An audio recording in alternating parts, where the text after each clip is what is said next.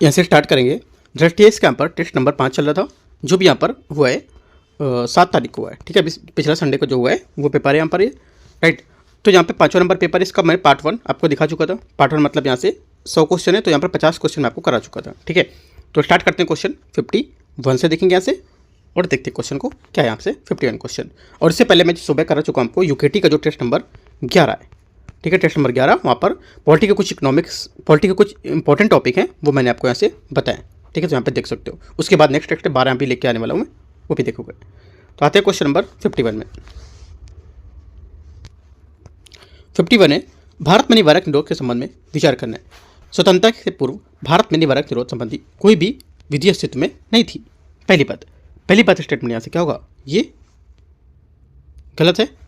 ठीक है, पहली बात क्या हो जाएगी, पहली बात यहाँ से गलत हो जाएगी, क्योंकि यहाँ पर जो दोनों संविधान लागू होने से पहले तुरंत यहाँ पर निरोधात्मक रूप से अनुमति दी गई थी, तो यहाँ पर पहले से थे, तो गलत हो जाएगा ये। सेकंड, प्रत्येक यहाँ पर जो निरुद्ध व्यक्ति को गिरफ्तारी के 48 घंटे के अंदर निकटतम मजिस्ट्रेट के समक्ष प्रस्तुत करना अनिवार्य होता है। सेकंड बात क्या होगी, सेकंड बात यहाँ से इसकी जो रहेगी गलत है भी।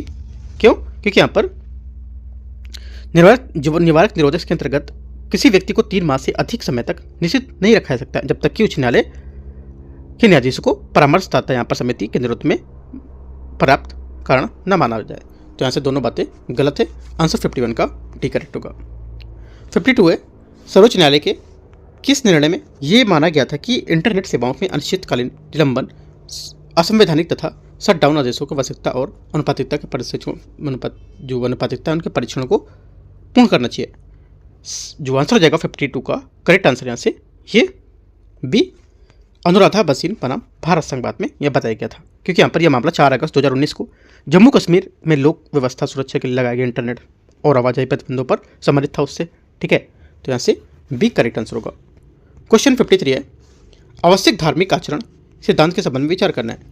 इस सिद्धांत के तहत केवल वे आचरण जो धर्म का अभिन्न अंग है, जैसे कि यहाँ पर अपने ग्रंथों और सिद्धांतों में निर्धारित होते हैं, अनुच्छेद 25 और 26 के तहत संरक्षित होंगे। पहली बात 53 का पहला स्टेटमेंट यहाँ से करेक्ट है। सेकेंड बात है, विधायिका को किसी धर्म में इस प्रकार सुधार या विनियमन करने की अनुमति नहीं है जिससे कि उसकी आवश्यक पहचान नष्ट हो जाए अथवा उससे आवश्यक आचरण समाप्त हो जाए। सेकेंड बात क्या होगी, सेकेंड बात यहाँ से ये भी करेक्ट है। बॉम्बे उच्च न्यायालय के अनुसार लाउड स्पीकर का उपयोग अनुच्छेद 25 के अंतर्गत किसी धर्म के आवश्यक धार्मिक आचरण के रूप में मान्य नहीं होंगे। तीसरी बात यहाँ से करेक्ट होगा। आंसर क्या होगा 53 का, सब यहाँ से सही है, सी यहाँ से करेक्ट आंसर है। क्वेश्चन 54 है, अनुच्छेद 28 के तहत किस प्रकार के शैक्षणिक संस्थान में धार्मिक शिक्षा पूर्णतः प्रतिबंधित होगी। आंसर हो जाएगा 54 का करेक्ट आंसर यहाँ से डी, पूर्णराज पोषित यहाँ पर संस्थान, डी क्या होगा यहाँ से करेक्ट आंसर का।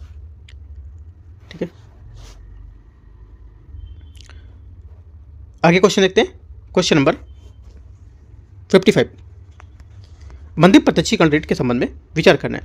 देखते हैं पहला, बंदी प्रत्यक्षीकरण रीट उन निजी व्यक्तियों के विरुद्ध भी जारी की जा सकती है जिससे या जो किसी व्यक्ति के अवैध रूप से निरुद्ध करते हैं। पहली बात 55 का पहला स्टेटमेंट यहाँ से क्या होगा, ये करेक्ट है। ठीक है, पहली बात यहाँ से सही है। सेकेंड, बंदी प्रत्यक्षीकरण रीट को तब भी जारी किया सकता है जब निरोध किसी सक्षम न्यायालय द्वारा आदेशित किया गया हो या वैध हो। सेकेंड बात क्या होगी, सेकेंड बात यहाँ से इसकी जो रहेगी ये सेकेंड बात यहाँ से इसकी गलत हो जाएगी, है ना। सेकेंड बात इसलिए गलत है क्योंकि ये जो रीट उन मामले में जारी नहीं किया जाएगी जहाँ पर निरोध या विधि सम्मत हो या कार्यवाही में विधायिका अथवा किसी न्यायालय की अवमानना हो। ठीक है, या निरोध की समझ यहाँ पर न्यायालय द्वारा आदेशित हो या निरोध न्यायालय में अधिकार क्षेत्र से बाहर किए गए हो, तो इस समय आप यहाँ पर क्या है रीट जारी नहीं कर सकते हो। ठीक है, आंसर क्या होगा, ओनली 1 करेक्ट है, गलत पूछा है तो बी।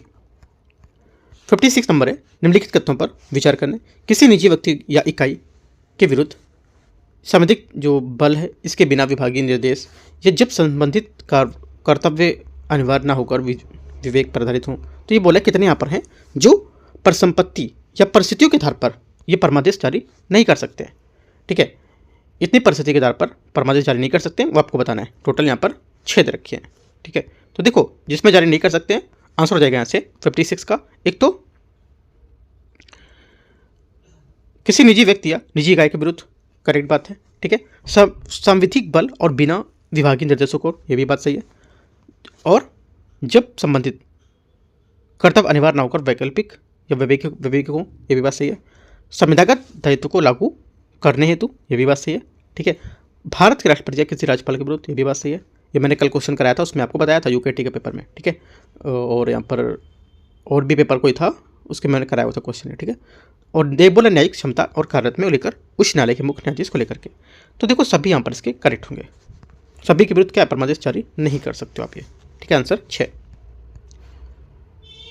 क्वेश्चन 57 है, रेट के संबंध में विचार करना है। जहां प्रतिरोध या प्रतिषेध किसी अधीनस्थ न्यायालय या अधिकरण को अंतिम आदेश पारित करने से रोकता है। ठीक है, वही प्रेषण अंतिम आदेश पारित होने के पश्चात उसे अभिखंडन करने के लिए जारी करता है। पहली बात, 57 का पहला स्टेटमेंट यहां से क्या होगा, ये करेक्ट है। सेकेंड, प्रतिषेध और प्रेषण न केवल न्यायिक और अन्यायिक निकायों पर विरुद्ध बल्कि यहाँ पर प्रशासनिक जो प्राधिकारी हैं उसके विरुद्ध भी जारी की जा सकती है।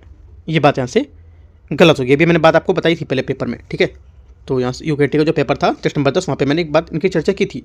तो देखो प्रेषण रिट है, ये केवल न्यायिक और न्यायिक प्राधिकरण के विरुद्ध जारी की जा सकती है और प्रशासनिक इकाइयों के विरुद्ध यहाँ पर अथवा निजी व्यक्तियों के विरुद्ध जारी नहीं कर सकते हो। ये बात गलत है। ओनली 1 करेक्ट है, आंसर ए यहाँ से करेक्ट हो जाएगा। 58 है, राज्य के नीति निर्देशक तत्व उसके बारे में विचार करने, ग्राम पंचायतों का गठन, कुटीर उद्योग का प्रोत्साहन और यहाँ पर पर्यावरण संवर्धन और संरक्षण, इनमें से कितने गांधीवादी है। ठीक है, आंसर हो जाएगा 58 का करेक्ट आंसर यहाँ से जो गांधीवादी पूछा है। तो एक तो यहाँ से पहला स्टेटमेंट होगा आपका, एक तो पहला हो जाएगा यहाँ से ग्राम पंचायतों का गठन। ठीक है, ये क्या होगा, गांधीवादी सिद्धांत होते हैं। ये क्या होते हैं, ये सिद्धांत डीपीएसपी में महात्मा गांधी की आत्मनिर्भर सामाजिक रूप से जो दृष्टिकोण था उसको प्रतिबंधित करते थे। ठीक है, इसमें आपका आ जाएगा ग्राम पंचायतों का गठन करना। ठीक है, और कुटीर उद्योगों को प्रोत्साहन करना, ये बात इसमें आ जाएगी। ठीक है, आर्टिकल 43 के साथ यहाँ बताई गई थी। राइट, और कृषि पशुपालन वैज्ञानिक आधारपन का संगठन करना, ये यहाँ पर इसमें नहीं होगा। राइट, और पर्यावरण में संवर्धन और संरक्षण, ये भी आपका इसमें उदार बौद्धिक सिद्धांत है, ये भी इसमें नहीं आएंगे, तो गलत हो जाएगा। ओनली 1 2 करेक्ट है, 2 बातें इसके सही है। क्वेश्चन नंबर 59, निम्नलिखित पर विचार करना है। चंपकम राज्य मामले 1951 में सर्वोच्च न्यायालय ने अभी निर्धारित किया कि नीति निर्देशक तत्व को कार्यान्वयन करने के लिए मूल अधिकारों में संशोधन किया जा सकता है। पहली बात, 59 का पहला स्टेटमेंट यहाँ से गलत है। ठीक है, क्योंकि यहाँ पर चंपकम दुरायजन मामले में उच्चतम न्यायालय ने यह अभी निर्धारित किया कि जब मूल अधिकारों और राज्य की नीति निर्देशक तत्व होते हैं उसके बीच संघर्ष होता है तो मूल अधिकार ही अब प्रभावी होंगे। न्यायालय में घोषित किया गया कि निर्देशक मूल अधिकार अधीनस्थ और उनके संगत होना चाहिए। सेकेंड बात, गोरखनाथ मामले में 1967 में सर्वोच्च न्यायालय ने यह निर्णय दिया कि मूल अधिकारों और निर्देशक तत्वों के मध्य किसी प्रकार के संघर्ष की स्थिति निर्देशक जो होंगे तत्व अभिभावी होंगे। सेकेंड बात, ये भी गलत है क्योंकि गोरखनाथ जो मामला था उसमें उच्चतम न्यायालय ने निर्णय दिया था कि संसद किसी भी मूल अधिकार क्षेत्र या जिसे अनुल्लंघनीय बताया गया, ठीक है, उसमें संशोधन या न्यूनतम कर सकती है, उसे समाप्त नहीं कर सकती है। ओनली 1, अच्छा दोनों बातें गलत हैं। ठीक है, दोनों गलत है, तो आंसर डी यहाँ से सही होगा। क्वेश्चन 60 है, न्यायपालिका के कार्यालय या कार्यपालिका के पृथक्करण से प्रावधान के संबंध में बताया गया कि किस भाग में होगा ये। आंसर हो जाएगा 60 का करेक्ट आंसर, ये राज्य के नीति निर्देशक तत्व हैं उसको लेकर के यहाँ पर इसमें शामिल होगा, क्योंकि यहाँ पर राज्य के नीति जो निर्देशक तत्व होते हैं आर्टिकल 36 से 51, 36 से 51 और भाग 4 में सूचीबद्ध हैं। ठीक है, और न्यायपालिका कार्यपालिका से पृथक का प्रावधान संविधान के इसी भाग में वर्णित किया गया इसमें। ठीक है, आगे देखते हैं क्वेश्चन नंबर 61 है, राज्य के जो नीति निर्देशक तत्व हैं उसके संबंध में विचार करना है। बच्चों के स्वास्थ्य विकास के लिए अवसर सुनिश्चित करना।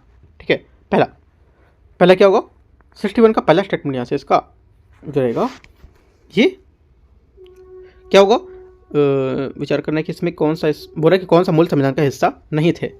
मूल संविधान का हिस्सा इनमें से कौन सा नहीं थे वो बताना है। ठीक है, देखो यहाँ पर बच्चों का स्वास्थ्य विकास के लिए यहाँ पर अवसर सुनिश्चित करना, तो यहाँ से क्या होगा, आर्टिकल यहाँ पर 39 में आएगा। राइट,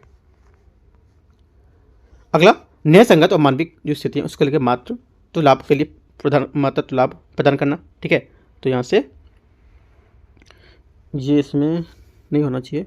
देखते हैं आगे, और उद्योगों के प्रबंधन में श्रमिकों की भागीदारी को सुनिश्चित करना, ये क्या होगा, आर्टिकल 43 है 43, और पर्यावरण संरक्षण को संवर्धन को लेकर वन जीवों की रक्षा करना, ये आपका जाएगा आर्टिकल 48A। ठीक है, और ये क्या था पहला वाला। सेकेंड वाला न्याय संगत जो था, वो जो समान न्याय संगत मानवीय स्थितियों को मातहत लाभ प्रदान करना, ये आपका हो जाएगा इसमें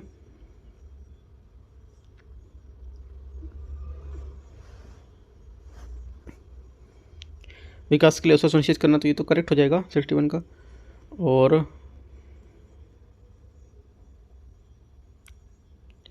आर्टिकल जो 42 है ये कहता, देखो आर्टिकल यहाँ पर जो 42 है ये कहता है कि यहाँ पर कामकाज के न्याय संगत को लेकर सुनिश्चित करना, तो यहाँ पे ये आपका क्या होगा, ये और यहाँ पर मातृत्व सहायता जो था उसको लेकर के मूल संविधान का हिस्सा था। ठीक है, तो ये बात तो करेक्ट होगी। और एक इसमें से कौन सा होगा, अच्छा केवल इसमें इसका जो आंसर हो जाएगा 61 का, ये हो जाएगा आपका 3 बातें आएंगी इसमें ना, केवल 3 बातें हैं। अच्छा इसमें हिस्सा कौन सा नहीं पूछ रहा है। ठीक है, तो देखो यहाँ पर जो सिर्फ सेकेंड वाला स्टेटमेंट है, ये स्टेटमेंट क्या होगा, ये नीति निर्देशक जो तत्व है इसका हिस्सा है। ठीक है, ये वाला सेकंड वाली बात यहाँ पे इसकी होगी, लेकिन जो पहला तीसरा चौथा ये यहाँ पर नहीं है, तो मुझे कौन सा हिस्सा नहीं है, तो 3 यहाँ पर हिस्से नहीं है। ये वही मैं सोच रहा हूँ कि इसमें से कौन सा 2 स्टेटमेंट और किधर मिस हो गए, तो वही मैं मुझे लगा कि यहाँ पर नहीं लिखा हुआ है, ध्यान नहीं दे रहा मैं कि नहीं लिखा है। आपको देखो स्टेटमेंट ध्यान से पढ़ना है कि क्या क्वेश्चन पूछ रहा है, मैं वही ढूंढ रहा हूँ उतनी देर से कि यहाँ पर नहीं कहाँ पर है। ठीक है, थोड़ा सा मिस्टेक हो गया पढ़ने में, तो आपको याद रखना है, आपको गलती नहीं करना है कि यहाँ पर नहीं है, तो आपको याद रखना है कि यहाँ पर सेकंड वाला है, ये जो यहाँ पर इसके संदर्भ में नीति निर्देशक सत्य उसको लेकर के ये मूल संविधान का हिस्सा था, ओनली 2, बाकी 3 नहीं होंगे इसमें। ठीक है, याद रखना इंपॉर्टेंट है। क्वेश्चन नंबर 62 देखते हैं। मूल कर्तव्यों के संबंध में विचार करना है, देखते हैं इसको। 62 है, मूल कर्तव्य के संबंध में विचार करना है।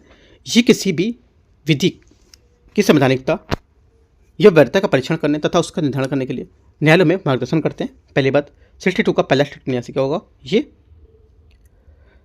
करेक्ट है। सेकंड, ये विधियों और प्रवर्तनी ये विधियों द्वारा प्रवर्तनीय होते हैं, जिससे क्या संसद को इनके पालन न करने पर दंड या सजा का निर्धारण करने की अनुमति मिल जाती है। दोनों बातें यहाँ से सही है, आंसर सी यहाँ से करेक्ट है। क्वेश्चन नंबर 63 है, मूल कर्तव्यों के संबंध में विचार करना है कि विविधता के प्रकार के बारे में विचार करना है। देखते हैं, धार्मिक विविधता, भाषाई विविधता, क्षेत्रीय विविधता और आर्थिक विविधता। इसमें से बोला है कि सद्भाव को बढ़ावा देने के लिए निम्नलिखित में से मूल कर्तव्यों से कितनों का स्पष्ट रूप से उल्लेख किया गया है। आंसर हो जाएगा 63 का करेक्ट आंसर। यहाँ पर केवल 3 का किया गया है ना, संविधान का पालन करने को लेकर के यहाँ पर जो बताए गए थे। एक तो ये हमारे इसमें हो जाएगा आंसर करेक्ट होगा, जो ये 63 का स्टेटमेंट में आते हैं, अपने स्टेटमेंट से देखते हैं। यहाँ से बोला धार्मिक विविधता, ठीक है, तो यहाँ से करेक्ट होगा राइट। उसके बाद होगा आपका यहाँ से भाषाई, ठीक है, क्षेत्रीय और आर्थिक इसमें नहीं होगा। ठीक है, 3 यहाँ से इसके करेक्ट आंसर हो गए। 63 का जो आंसर हो जाएगा 1 2 3 सी यहाँ से करेक्ट आंसर है 3। 64 है, निम्नलिखित में से प्रकार में बहुमत पर विचार करना है। निम्नलिखित प्रकार के बहुमतों पर विचार करना है, देखते हैं इसको 64 को। पहला, संसद का साधारण बहुमत, संसद का विशेष बहुमत और संसद का प्रभावी बहुमत। ये 4 बातें यहाँ पर दे रखी है। एक चौथी बात ये, इनमें से उपयुक्त बहुमतों में से कितने का उल्लेख आर्टिकल 368 में किया गया है। आंसर हो जाएगा 64 का करेक्ट आंसर यहाँ से केवल 2 को यहाँ पर किया गया है। कौन कौन सा, संसद के विशेष बहुमत द्वारा संशोधन, यहाँ पर जो आर्टिकल यहाँ पर 20 है उसके आर्टिकल 368 में संशोधन 2 तरीके से यहाँ पर निर्दिष्ट कर सकता है। एक तो संसद के विशेष बहुमत द्वारा और संसद के यहाँ पर कम से कम आधे से अधिक राज्यों का समर्थन हो वो, ठीक है। तो एक तो तीसरा और एक यहाँ पर जो विशेष बहुमत होगा उसको लेकर के, ठीक है। आंसर यहाँ से 2 बातें इसकी करेक्ट है। क्वेश्चन नंबर अगला है 65, संविधान संशोधन के संबंध में विचार करना है। राष्ट्रपति की निर्वाचन शक्ति, निर्वाचन प्रक्रिया, 7 सूची में कोई भी यहाँ पर सूची, संसद के राज्यों का प्रतिनिधित्व और राज्यों में जो विधान परिषद उसका अनुमूलन या गठन। तो यहाँ पर टोटल 6 बातें दे रखी है। इसमें वो लिखा है कि कितने यहाँ पर हैं जो संबंधित संशोधन के हेतु संसद में विशेष बहुमत से और तथा कम से कम राज्यों में अनुसमर्थन की आवश्यकता होती है। यहाँ पर संसद में विशेष बहुमत से और कम से कम आधे राज्यों का अनुसमर्थन की आवश्यकता होती है। किसमें, आंसर हो जाएगा 65 का करेक्ट आंसर। यहाँ से देखो, एक तो जाएगा पहला राष्ट्रपति चुनाव की निर्वाचन प्रक्रिया करेक्ट है, ठीक है। संघ और राज्यों की कार्यकारी शक्ति है उसका विस्तार, राइट, कार्यकारी शक्ति उसका विस्तार यहाँ पर तो नहीं दे रहा है इसमें, वितरण वितरण या विस्तार, चलो देखते हैं इस स्टेटमेंट को बाद में देखेंगे। और अगला है, इसमें आएगा आपका संघ और राज्यों के बीच जो विधायी शक्ति है उसका वितरण, यहाँ पर देखो आ गया ये, ठीक है। उसके बाद 7वीं सूची में कोई भी सूची, राइट। संसद में राज्यों का प्रतिनिधित्व, ये भी होगा। और यहाँ से संविधान संशोधन करने की शक्ति, उसकी प्रक्रिया आर्टिकल 368 यहाँ पर नहीं दे रखा है। और अगला जो सर्वोच्च न्यायालय द्वारा अधिक अधिकार प्रदान करना और राज्यों में विधान परिषदों का उन्मूलन और सर्जन को करना साधारण बहुमत से पारित किया जाना, ये भी यहाँ पर इसमें नहीं है। तो सिर्फ 4 बातें सी करेक्ट है, आंसर यहाँ से सी करेक्ट है। क्वेश्चन नंबर 66 है, केशवानंद भारती मामले 1973 में निम्नलिखित में से किसे संविधान के मूल ढांचे का हिस्सा घोषित नहीं किया गया था? आंसर हो जाएगा 66 का सी, विधि का शासन यहाँ पर नहीं बनाया गया था, ठीक है।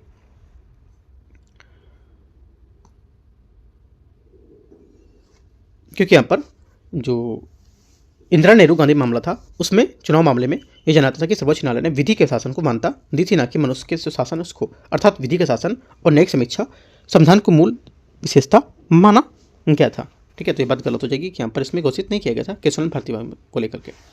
क्वेश्चन नंबर 67 है, केंद्र और राज्य के बीच कार्यकारी कार्यों के पारस्परिक वितरण के संबंध में विचार करना है। देखते हैं इसको।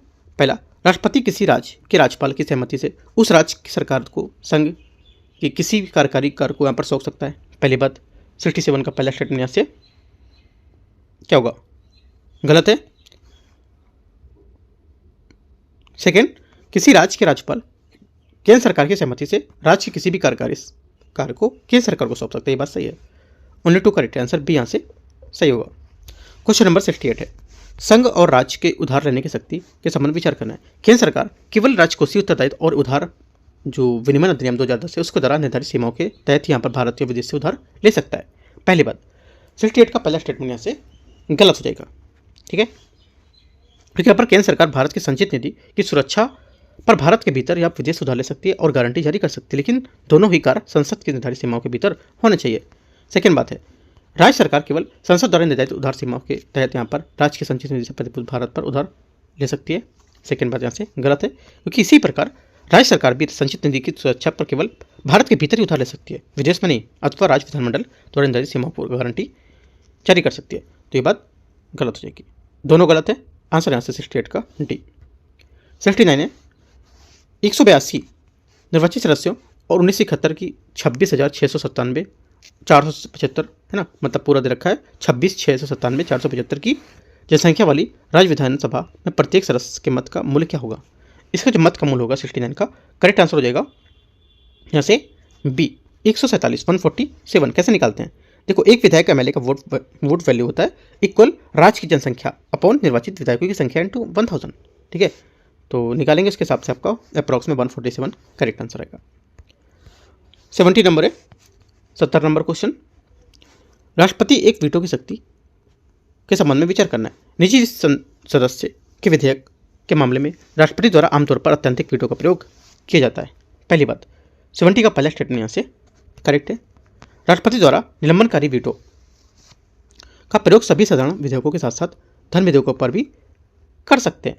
सेकेंड बात यहाँ से गलत हो जाएगी इसकी, क्योंकि यहाँ पर धन विधेयक पर निलंबनकारी वीटो का प्रयोग नहीं कर सकते हैं। धन विधेयक के मामले में राष्ट्रपति या तो स्वीकृति देनी होगी या तो स्वीकृति रोकनी होगी, ठीक है, या पुनर्विचार कर वापस नहीं करना होगा, बात गलत हो जाएगी।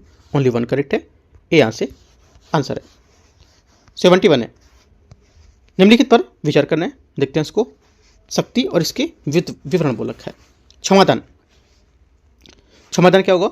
71 में क्षमादान आपको हो जाएगा यहाँ से, इसमें पहला स्टेटमेंट गलत है, दोषसिद्धि को माफ हो जाना, लेकिन दंड नहीं, गलत है बात, क्योंकि यहाँ पर क्षमादान इसमें दंड और दोषसिद्धि दोनों को माफी मिल जाती है। लघुकरण, लघुकरण क्या होगा? यहाँ से इसमें यहाँ पर दंड की प्रकृति को कम किए रूप में परिवर्तित करना, बात सही है। तीसरा, परिहार, परिहार में क्या होगा? परिहार में आपका हो जाएगा, परिहार में यहाँ पर दे नहीं रखा है, लेकिन विराम दंड की प्रकृति में बदलाव के बिना उसकी अवधि को कम करना, विराम यहाँ से गलत है, क्योंकि विराम इसके अंतर्गत दोषी को मूल दंड किन्हीं विशेष परिस्थितियों में बदल देना, ठीक है, जैसे महिला गर्भावस्था में है ना, उसकी अवधि को मैनेज करना, तो ये बात गलत हो जाएगी। परिलंबन, परिलंबन होगा, इसका अर्थ होता है कि अस्थायी समय के लिए किसी सजा को विशेषकर मृत्युदंड को निष्पादन पर रोक लगाना, ये बात सही है। 2 और 4 करेक्ट है, आंसर 2 बात सही है। क्वेश्चन नंबर 72, राष्ट्रपति के अध्यादेश जारी करने की शक्ति के संबंध में विचार करना है। संसदीय विधि के विपरीत राष्ट्रपति आपातकाल के दौरान जारी किया गया अध्यादेश मूल अधिकारों को सीमित कर सकता है। पहली बात 72 का जो पहला स्टेटमेंट होगा यहाँ से ये क्या होगा, ये बात यहाँ से करेक्ट है। 72 का पहली बात यहाँ से करेक्ट नहीं होगी, पहली बात यहाँ से गलत होगी, ठीक है, करेक्ट नहीं है पहला, क्योंकि यहाँ पर संसदीय विधि में विपरीत राष्ट्रपति आपातकाल बोला है कि जारी करने का अध्यादेश मूल अधिकारों को सीमित कर सकता है, तो ये बात गलत है, ठीक है। दूसरा, क्योंकि यहाँ पर संविधान में संशोधन नहीं किया जा सकता है और ना ही इसके मूल अधिकारों को कम या समाप्त किया जा सकता है, तो बात गलत हो जाएगी। सेकेंड, अध्यादेश पूर्वव्यापी रूप से लागू हो सकता है और संसद के किसी मौजूदा अधिनियम में संशोधन निर्देशन कर सकता है। सेकेंड बात यहाँ से ये भी करेक्ट है, सेकेंड बात सही है, पहली बात गलत थी। सेकेंड इसलिए सही है कि अध्यादेश जो होता है ये समान विधि की तरह पूर्वव्यापी प्रभाव वाला हो सकता है ना, ये पूर्व तारीख से लागू हो सकता है और संसद के किसी अधिनियम को संशोधित या निर्देशन कर सकता है, ये बात करेक्ट है। तीसरा, अध्यादेश द्वारा किसी भी कर कानून परिवर्तन नहीं कर सकते क्योंकि यहाँ पर कराधान शक्तियाँ विशेष रूप से संसद में निहित होती हैं, तीसरी बात गलत है, ठीक है, क्योंकि इसके तहत अध्यादेश के संशोधन में कर कानून को भी बदलाव कर सकते हैं। ओनली 2 करेक्ट है, ए आंसर है। 73 है, निम्नलिखित पर विचार करना है। राष्ट्रपति निर्वाचक मंडल के विपरीत उपराष्ट्रपति के निर्वाचक मंडल में सदस्य और निर्वाचित मनोनीत सदस्य दोनों यहाँ पर शामिल होते हैं। पहली बात 73 का करेक्ट है। सेकेंड, उपराष्ट्रपति पद उम्मीदवार को संघ या राज्य सरकार के अधीन लाभ का पद धारण करने की अनुमति नहीं होती है, लेकिन इससे स्थानीय प्राधिकरण के अधीन कोई अन्य पद धारण करने की अनुमति मिलती है। सेकेंड बात क्या होगी, सेकेंड बात गलत है, क्योंकि यहाँ पर केंद्र सरकार किसी राज्य सरकार कि किसी स्थानीय प्राधिकरण या अन्य किसी सार्वजनिक प्राधिकरण में अधीन किसी लाभ के पद को ना होना चाहिए, ठीक है, यहाँ पर बोला कि इसकी अनुमति होगी, तो ये बात गलत हो जाएगा। ओनली 1 करेक्ट है, आंसर क्या होगा 73 का सिर्फ एक बात इसकी सही है। प्रधानमंत्री की नियुक्ति के संबंध में विचार करना है। किसी व्यक्ति को प्रधानमंत्री नियुक्त होने से पहले लोकसभा पर अपना बहुमत सिद्ध करना होता है, ये बात क्या होगी, पहली बात यहाँ से इसकी गलत है। इसी टाइप का क्वेश्चन मैंने अभी यूकेटी में डिस्कस किया है, आप अगर क्वेश्चन सुबह अपने किया होगा तो, ठीक है, तो पहली बात यहाँ से गलत होगी। सेकंड, जो व्यक्ति संसद के किसी सदन का सदस्य नहीं है उसे प्रधानमंत्री नियुक्त नहीं किया सकता, ये भी बात गलत है, ये भी मैंने आपको बताया था। इस टाइप को मैंने पूरी बात इसको क्वेश्चन को लेकर जो सुबह मैंने टेस्ट डिस्कस किया उसमें बताया है ना, दोनों बातें गलत है, आंसर डी करेक्ट है। क्वेश्चन नंबर 75 है, निम्नलिखित पर विचार करना है। लोकसभा के विघटन के बाद भी मंत्रिपरिषद का अस्तित्व तब तक बना रहता है जब तक नई सरकार का गठन नहीं हो जाता है, पहली बात यहाँ से करेक्ट है। सेकेंड, मंत्रिपरिषद में कैबिनेट मंत्री, राज्य मंत्री, उप मंत्री और संसदीय सचिव शामिल होते हैं, सेकेंड बात क्या होगी, सेकेंड बात यहाँ से गलत है, क्योंकि यहाँ पर चौथी श्रेणी के रूप में संसदीय सचिव मंत्रियों की सहायता करते हैं, लेकिन ये मंत्रिपरिषद का हिस्सा नहीं होते, इनकी नियुक्ति राष्ट्रपति द्वारा नहीं बल्कि प्रधानमंत्री द्वारा की जाती है, तो ये बात गलत होगी, ठीक है। तीसरा, मंत्रियों के वेतन और भत्ते राष्ट्रपति द्वारा निर्धारित किए जाते हैं क्योंकि मंत्री उन्हें उनके प्रसाद पर्यंत पर धारण करते हैं, बात एकदम करेक्ट है, ठीक है। क्या होगा, जो पद धारण करते हैं, लेकिन यहाँ से जो बात गलत होगी क्योंकि मंत्रियों के वेतन भत्ते संसद द्वारा निर्धारित किए जाते हैं, ये बात सही कि यहाँ पर उनके प्रसाद पर्यंत धारण करते हैं, लेकिन यहाँ पर जो उसकी जो भत्ते होते हैं है ना, वेतन होते हैं वो संसद द्वारा निर्धारित किए जाते हैं, ठीक है, तो ये बात गलत हो जाएगी, ठीक है। मंत्रिपरिषद 3 श्रेणियाँ होती हैं, कैबिनेट मंत्री, राज्य मंत्री और उप मंत्री, ठीक है, तो ये बात गलत हो जाएगी, आंसर केवल एक करेक्ट है, ये यहाँ से सही आंसर है। अगर यहाँ पर देखो किसी प्रसाद पर्यंत है तो इसका मतलब ये नहीं कि यहाँ पर वेतन भत्ते भी वो डिसाइड करेगा, ठीक है। क्वेश्चन नंबर 76 है, निम्नलिखित पर विचार करना है। राज्यसभा के उपसभापति, लोकसभा अध्यक्ष, लोकसभा का उपाध्यक्ष प्रभावी बहुमत द्वारा पारित प्रस्ताव उपयुक्त में से कितनों को पद से हटा जा सकता है, आंसर हो जाएगा 76 का करेक्ट आंसर। एक तो पहला राज्यसभा के उपसभापति, इसको क्या है प्रभावी बहुमत पारित होने पर इसमें से हटा सकते हैं, लोकसभा अध्यक्ष को भी और यहाँ पर लोकसभा के उपाध्यक्ष को भी, तीनों स्टेटमेंट यहाँ से इसके करेक्ट होंगे, ठीक है। उपराष्ट्रपति को पद से हटाएंगे कब, जब आर्टिकल 67, ठीक है। राज्यसभा के उपसभापति को हटाएंगे आर्टिकल, जो राज्यसभा का उपसभापति होता है उसको हटा दिया, ठीक है। और लोकसभा को जो हटाएंगे अध्यक्ष और उपाध्यक्ष दोनों को हटाएंगे आर्टिकल 94 के तहत, ठीक है। तो आंसर क्या होगा, तीनों करेक्ट है, सी। 77 है, संसदीय कार्रवाई के उपकरण के संबंध में निम्नलिखित पर विचार करना है। प्रश्नकाल के दौरान सदस्य न केवल मंत्रियों से बल्कि गैर सरकारी सदस्यों से भी प्रश्न पूछ सकते हैं, पहली बात यहाँ से करेक्ट है। शून्यकाल में औपचारिक व्यवस्था है जिसके माध्यम से सदस्य सदन में अत्यावश्यक लोक महत्व के मामले उठा सकते हैं, सेकेंड बात 77 का सेकंड स्टेटमेंट यहाँ से गलत होगा, क्योंकि यहाँ पर औपचारिक प्रक्रिया में नियमों के तहत शून्यकाल का उल्लेख नहीं किया गया और यहाँ पर एक औपचारिक संसदीय जो अनौपचारिक जो संसदीय व्यवस्था है इसके सदस्यों को अत्यावश्यक लोक महत्व के मुद्दे उठाने की अनुमति मिलती है। ये प्रश्नकाल के तुरंत बाद होती है और ये सदन की नियमित कार्यसूचना पर विचार जारी रहता है, तो इस वजह से गलत हो जाएगी बात। ठीक है, ओनली वन करेक्ट है, यहाँ से आंसर है 77 का। 78 है संसदीय प्रस्ताव के संबंध में विचार करना है। स्थगन प्रस्ताव संसद के किसी भी सदन में प्रस्तुत किया जा सकता है और उसे स्वीकार करने के लिए 50 सदस्यों का समर्थन की आवश्यकता होती है। 78 का पहला स्टेटमेंट यहाँ से गलत है।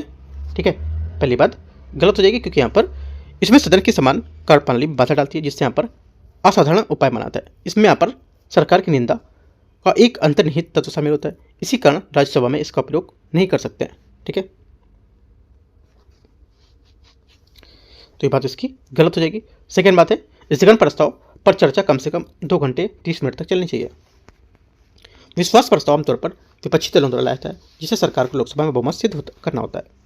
सेकेंड बात भी गलत, क्योंकि यहाँ पर कभी कभी सरकार के सदन में अपनी वैधता स्थापित करने के लिए जो विश्वास प्रस्ताव है प्रस्तुत कर सकती है। यदि प्रस्ताव पारित नहीं होता है तो माना जाता है कि सरकार का सदन में बहुमत नहीं है।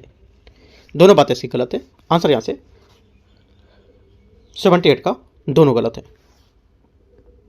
79 है निम्नलिखित पर विचार करना है। केंद्र सरकार द्वारा किसी कर का अधिरोपण, उत्साधन, परिहार, परिवर्तन या विनिमय। केंद्र सरकार द्वारा धन का उधार लेना, भारत के लोक लेखा धन से विनियोग, इनमें से कितना आर्टिकल 110 के तहत यहाँ पर धन विधेयक की परिभाषा में बताता है, शामिल है। आंसर हो जाएगा 79 का करेक्ट आंसर। जो आंसर हो जाएगा यहाँ से इसका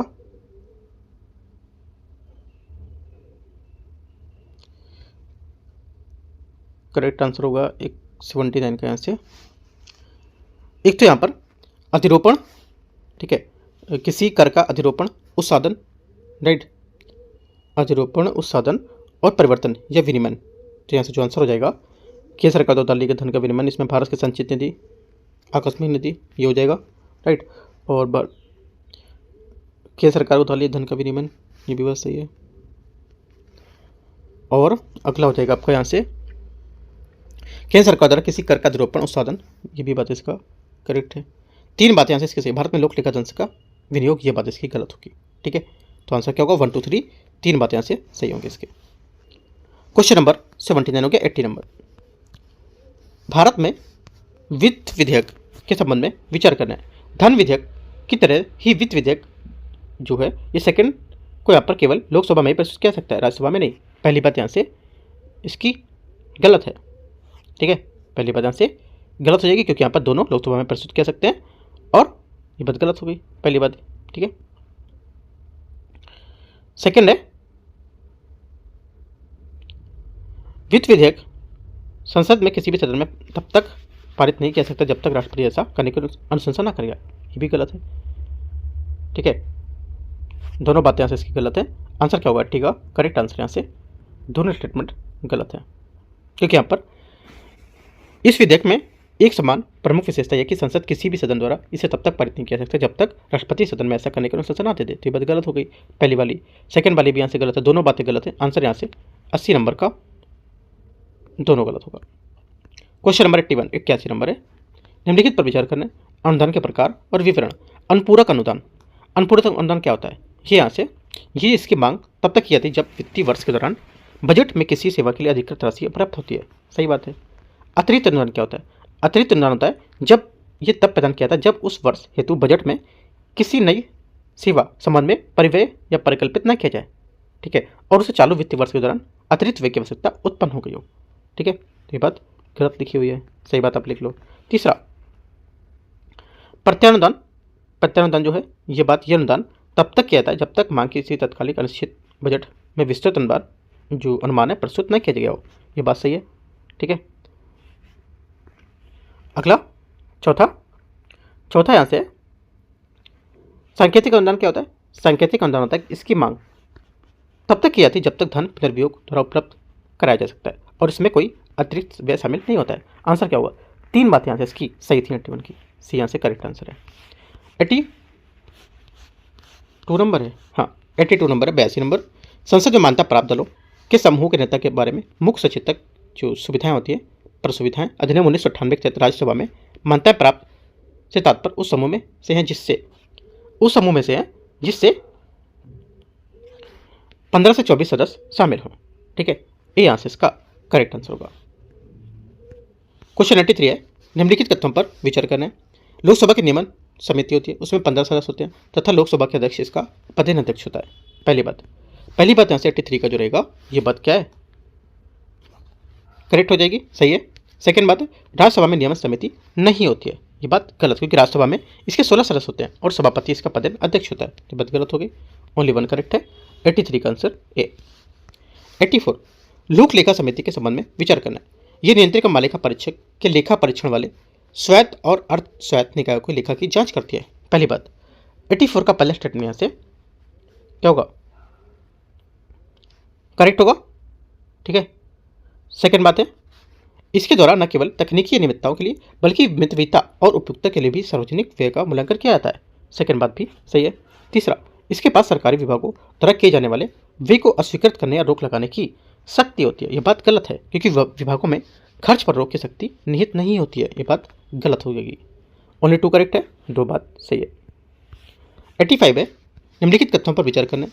अनुच्छेद 143 के अंतर्गत प्रेसिडेंशियल रेफरेंस पर निर्णय सर्वोच्च न्यायालय के कम से कम 5 न्यायाधीशों की पीठ द्वारा किया जाना चाहिए। पहली बात, 85 का पहला स्टेटमेंट यहाँ से करेक्ट है।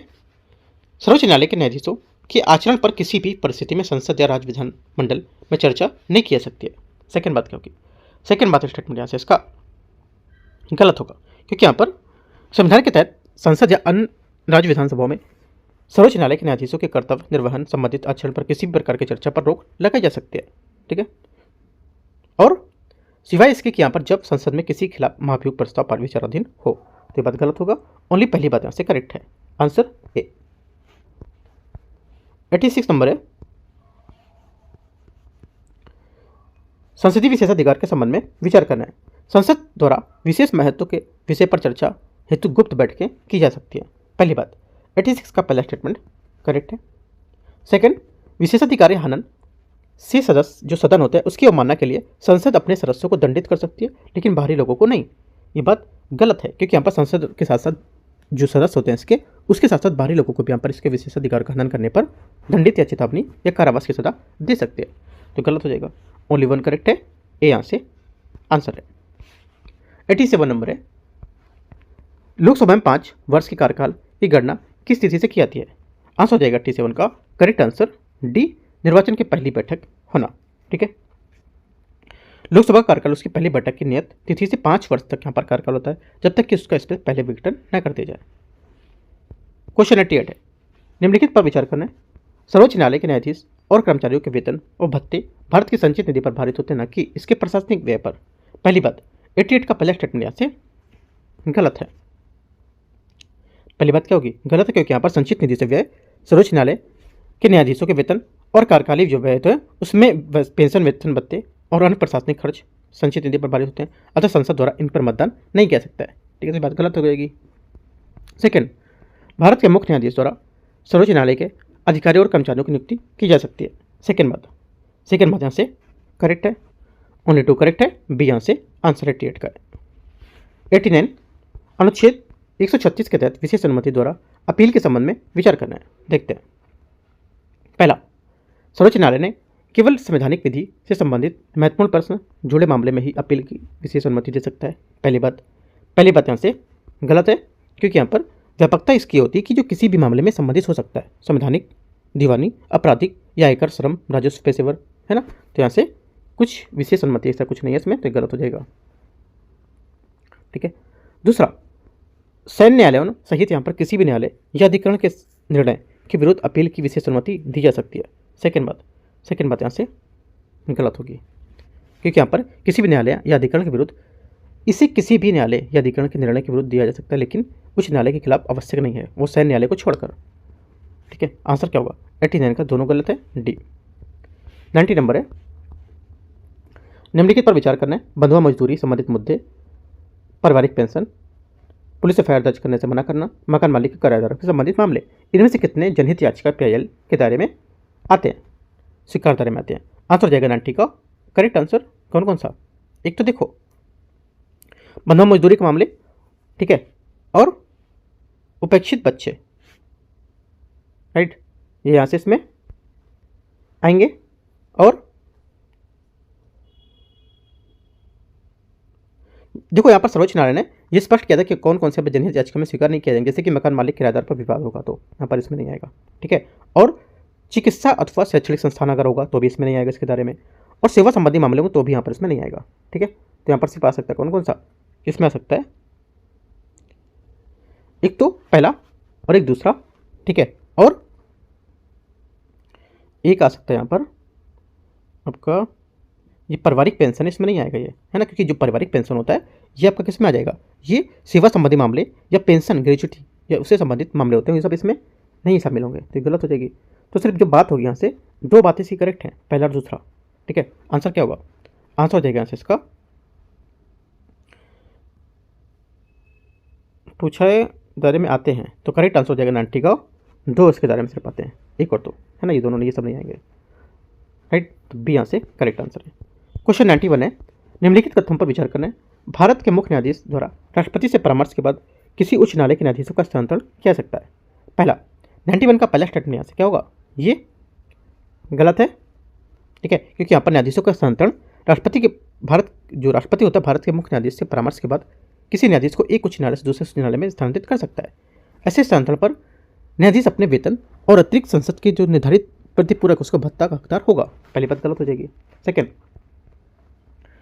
सेकंड है, उच्च न्यायालय के न्यायाधीश का स्थानांतरण को न्यायालय में चुनौती दी जा सकती है, लेकिन केवल उस न्यायाधीश द्वारा जिसका स्थानांतरण किया गया हो। सेकंड बात यहाँ से इसकी सही होगी, ओनली 2 करेक्ट है, आंसर यहाँ से बी। 92 है, स्थायी लोक अदालतों के संबंध में विचार करना है। सार्वजनिक उपयोगिता सेवाओं से संबंधित मामले के लिए स्थायी लोक अदालतें गठित करने के लिए विधिक सेवा प्राधिकरण अधिनियम 1987-2002 में संशोधन किया गया था। पहली बात 92 का पहला स्टेटमेंट करेक्ट है। स्थायी लोक अदालत का अध्यक्ष सर्वोच्च न्यायालय का सेवानिवृत्त न्यायाधीश होता है।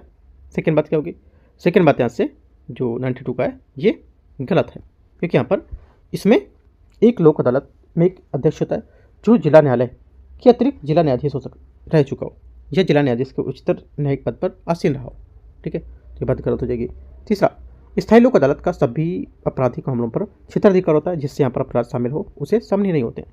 तीसरी बात गलत है, क्योंकि कुछ मामलों में बहिष्करण को लेकर स्थायी लोक अदालत में गैर समन्वय अपराध पे भी यहाँ पर विवादों का अधिकार क्षेत्र नहीं होता है।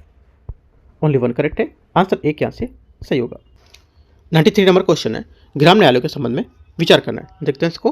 पहला बोला ये सिविल और आपराधिक दोनों न्यायालयों पर शक्ति का प्रयोग करते हैं। पहली बात यहाँ से करेक्ट है। ग्राम न्यायालय के पीठासीन अधिकारी अर्थात न्यायाधिकारी की नियुक्ति राज्य सरकार द्वारा उच्च न्यायालय के परामर्श से की जाती है, यह भी बात सही है। ग्राम न्यायालय का निर्णय अंतिम होने तथा उसके निर्णय के विरुद्ध कोई अपील नहीं की जा सकती है। तीसरी बात यहाँ से क्या होगी, ये गलत है, क्योंकि यहाँ पर इसके निर्णय के विरुद्ध अपील कर सकते हैं, जैसे कि आपराधिक मामलों में सत्र न्यायालय को लेकर, ठीक है, सिविल मामले में जिला न्यायालय को लेकर के, तो ये बात गलत हो जाएगी। ओनली 1 2 करेक्ट है, दो बातें सही है।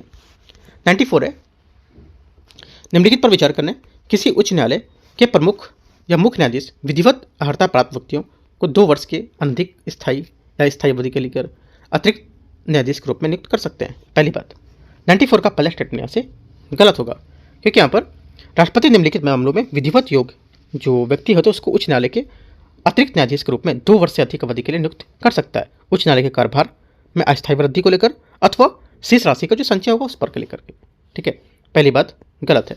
सेकेंड, राष्ट्रपति किसी विधिवत जो अर्हता प्राप्त व्यक्ति को उच्च न्यायालय के कार्यवाहक जो न्यायाधीश नियुक्त कर सकता है, मैंने आपको बताया बात, ठीक है, सेकेंड बात इसकी सही है। ओनली 2 करेक्ट है, मतलब बी बात यहाँ से सही है। 95 है, उच्च न्यायालय के न्यायाधीशों के संबंध में विचार करना है। देखते हैं इसको। पहला, उच्च न्यायालय के न्यायाधीश के आयु से संबंधित किसी भी प्रश्न का निर्णय राष्ट्रपति द्वारा भारत के मुख्य न्यायाधीश से परामर्श के बाद किया जाता है। पहली बात 95 का पहला स्टेटमेंट यहाँ से क्या होगा, ये करेक्ट है। सेकेंड, 42वें संविधान संशोधन अधिनियम द्वारा उच्च न्यायालय के न्यायाधीशों को सेवानिवृत्ति आयु 60 से बढ़ाकर 62 वर्ष कर दी गई थी। सेकेंड बात यहाँ से गलत है, क्योंकि यहाँ पर 15वें संविधान संशोधन ने 1963 के माध्यम से उच्च न्यायालय जो है उसके 60 से बढ़ाकर 62 कर दी गई थी, ठीक है, 42वें संविधान संशोधन द्वारा नहीं, गलत हो जाएगा। ओनली 1 करेक्ट है, ए यहाँ से आंसर है। क्वेश्चन नंबर 96 है, राष्ट्रपति शासन के संबंध में विचार करना है। राष्ट्रपति शासन केवल अनुच्छेद 356 में उल्लिखित आधारों पर ही लगाया जा सकता है। पहली बात, 96 का पहला स्टेटमेंट यहाँ से गलत है, क्योंकि यहाँ पर जो आर्टिकल 365 है इसमें प्रावधान है कि यदि कोई राज्य या संघ किसी निर्देश का पालन करने में विफल रहता है तो राष्ट्रपति ऐसी स्थिति में मान सकता है जिसमें राज्य सरकार संविधान के अनुसार कार्य नहीं कर सकती है, तो उसमें राष्ट्रपति शासन लगाना उचित होगा। तो ये बात गलत होगा। राष्ट्रपति शासन की घोषणा की जारी होने की तिथि से 2 माह के अंदर संसद के दोनों सदनों द्वारा अनुमोदित किया जाना आवश्यक होता है। सेकेंड बात सही है, ओनली 2 करेक्ट है, बी यहाँ से आंसर है। 97 है, बजट निर्माण पर विचार करना है। देखते हैं, समान चर्चा, विनियोग विधेयक पारित करना, वित्त विधेयक पारित करना, अनुदान मांगों पर मतदान। इन्हीं से बोला है बजट निर्माण का सही चरण यहाँ पर क्या हो सकता है। देखो, जो सही चरण इसका होगा ये हो जाएगा आपका यहाँ से, एक तो पहला समान चर्चा होगी, ठीक है, उसके बाद आपका अनुदान मांगों पर मतदान होगा 1, 4, ठीक है, उसके बाद क्या होगा, उसके बाद आपका विनियोग विधेयक पारित करना होगा और उसके बाद आपका यहाँ से वित्तीय विधेयक पारित करना है। ये यहाँ से इसका करेक्ट आंसर होगा 97 का। 98 है, राष्ट्रीय आपातकाल के संबंध में विचार करना है। राष्ट्रपति संसद की स्वीकृति के बिना किसी भी समय राष्ट्रीय आपातकाल को निरसन या निरस्त किया जा सकता है। पहली बात, 98 का पहला स्टेटमेंट यहाँ से क्या होगा, ये पहली बात यहाँ से इसकी करेक्ट है। सेकंड, राष्ट्रीय आपातकाल के दौरान राज्य सूची के विषय पर संसद द्वारा निर्मित विधियां आपातकाल समाप्ति होने के बाद तक 1 वर्ष तक प्रभावी रहती हैं। सेकंड बात यहाँ से गलत है, क्योंकि यहाँ पर राष्ट्रीय आपातकाल के दौरान संसद राज्य सूची के विषय पर कानून बना सकती है। हालांकि आपातकाल समाप्त होने पर ये 6 माह बाद कोई कानून निष्प्रभावी हो जाएंगे, जब तक कि राज्य विधानमंडल उन्हें पुनः अधिनियमित न करते। ठीक है, तो ये बात गलत हो जाएगी। राष्ट्रपति द्वारा केवल केंद्रीय मंत्रिमंडल की लिखित सिफारिश पर आपातकाल की घोषणा कर सकता है। तीसरी बात क्या होगी, तीसरी बात यहाँ से इसकी करेक्ट है। आंसर क्या होगा, 1 और 3 सही है, तो देखते हैं 1 और 3 सही है, तो 2 बातें इसकी करेक्ट है। बी 99 नंबर है, निम्नलिखित में से किसका उल्लेख भारत के संविधान की दूसरी अनुसूची में नहीं है। आंसर हो जाएगा यहाँ से 99 का करेक्ट आंसर ये सी, यहाँ से सही आंसर भारत के महान्यायवादी। ठीक है, क्वेश्चन नंबर 100 लास्ट क्वेश्चन होगा, देखते हैं इसको। शब्द यहां पर दे रखा है और इसके विवरण दे रखे हैं। ठीक है, मैच करते हैं, देखते हैं। परिप्रेक्षा, परिप्रेक्षा क्या होगा, ये लोग एक विधेयक प्रस्तुत करते हैं और यहाँ पर अधिनियम के लिए उसे विधानमंडल के पास भेजते हैं। ये बात गलत होगी।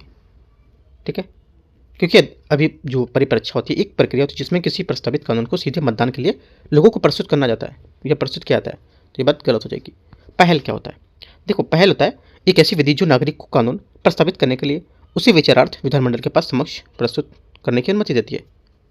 ये बोला कि मतदाताओं को स्वीकृत को लेकर, ये बात गलत हो जाएगी। जो मैं सही बताता जाऊँ आप लिखते जाओ वो पॉइंट। ठीक है, प्रत्यावर्तन या प्रत्याशी को वापस बुलाना, तीसरा क्या होगा, देखो प्रत्यावर्तन एक ऐसा उपकरण होता है जो मतदाताओं को किसी निर्वाचित या प्रतिनिधि या सरकारी अधिकारी को उसके कार्यालय में समाप्ति से पहले हटाने में सक्षम बनाता है। ठीक है, तो यहाँ पर ये जो पॉइंट है तीसरा वाला ये सही बता रहा है। चौथा, जनमत संग्रह का, जनमत संग्रह महत्वपूर्ण मुद्दों पर जनता की राय लेने के लिए इस्तेमाल की जाने वाली एक विधि होती है, विशेष रूप से क्षेत्रीय विवादों के मामले जुड़े होने में से। ये दोनों बातें करेक्ट हैं, तीसरा चौथा बाकी सब गलत होंगी। ठीक है, आंसर यहाँ से 100 का क्या होगा, 2 बातें इसकी करेक्ट हैं। इस टाइप से यहाँ पर जो टेस्ट नंबर दृष्टि है इसका ये 5वां पेपर था, जो भी यहाँ पर 2 दिन पहले 3 दिन पहले यहाँ पर संडे को हुआ है वो पेपर है।